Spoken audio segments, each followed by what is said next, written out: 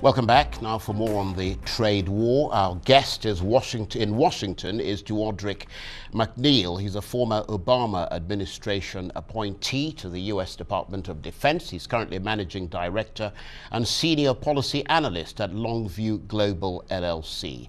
Thanks very much indeed for joining us, Mr. McNeal. Although Beijing has hit back at U.S. tariffs, we haven't yet heard from President Xi himself. Any idea why? Yes, Charles, I think President Xi has already sort of stated his views on this. He would love to have this thing come to an end. He has made it clear that if the U.S. acted, that he would have to retaliate.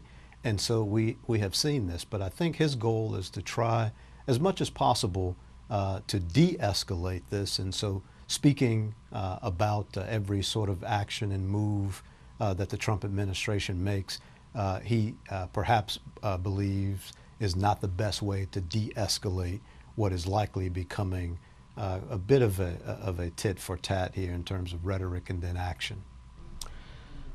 Well, I suppose he would want to de-escalate it. I mean, we understand, and as I'm sure you're well aware, China's economy has been slowing down. I wonder what you think about how this might affect the country's economic plans, especially as Washington and Beijing move closer to a full-scale trade war. Yeah, very good question, Charles. Look, the first round of tariffs hit at the heart of China's long-term industrial strategic development plan, Made in China 2025, which was designed to turn China into a high-tech superpower by 2025. These round of tariffs target that in a big way. The hardest hit will likely be China's information technology sector, things like circuit assembly operations, things like electronic transistors, and certainly the all-important semiconductors will certainly be impacted by this. Supply chains are going to be gummed up internationally. Some estimates suggest that impacted Chinese companies will see their revenues slump to about 10 to 14%. This is down from an average of 16 to 28% in normal times. So there will be some trouble for the Chinese economy the longer this goes on. The deeper this goes, the greater the impact on the impacted sectors. That's a very interesting analysis and very revealing, so we appreciate your putting that forward. Of course, Mr. McNeal, you periodically travel on business to mainland China. What are you hearing from your contacts there about their concerns as this US-China trade battle escalates?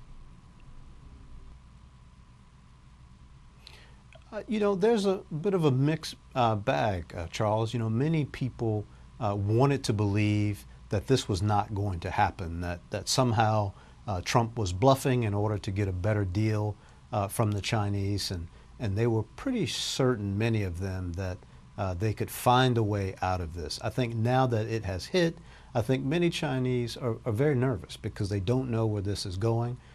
We've heard that the Trump administration is already planning another 16 billion, 200 and 300 billion in tariffs could be prepared. So the Chinese are a little bit concerned about where this may all be heading. But I tell you, there's another group, Chinese nationalists, who believe that they have to stiffen up and be prepared to meet America wherever they may decide to take this. So it all depends sort of on who you talk to. I think most Chinese businesses are concerned. A lot of Chinese citizens are starting to sort of dig in a patriotic way and say we have to fight back and not be pushed around. And talking about those who are concerned, I gather that your sources in China are worried about some products in particular, like semiconductors. What are they saying about that? Well, here again, this is one of the areas that the Chinese have targeted for development. So, their goal with the Made in China 2025 program was to really become a high-tech superpower by the year 2025. And this will certainly disrupt their attempts to develop a semiconductor industry domestically in China. It will also disrupt their supply chain and access to semiconductor technology, which some of their key companies like ZTE, for example, which has been in the news of late, will need access to if they're indeed going to develop and execute this strategic industrial development plan. So I think for semiconductors, along with other IT industries in China, there's going to be some real pain ahead. And from your vantage, observational and analytical perch, do you think Beijing will retaliate against American companies operating in China? Very good question, Charles. You know, President Xi has gone out of his way to try and reassure U.S. businesses with investments in China that there will not be industry, there will not be company-specific retaliation.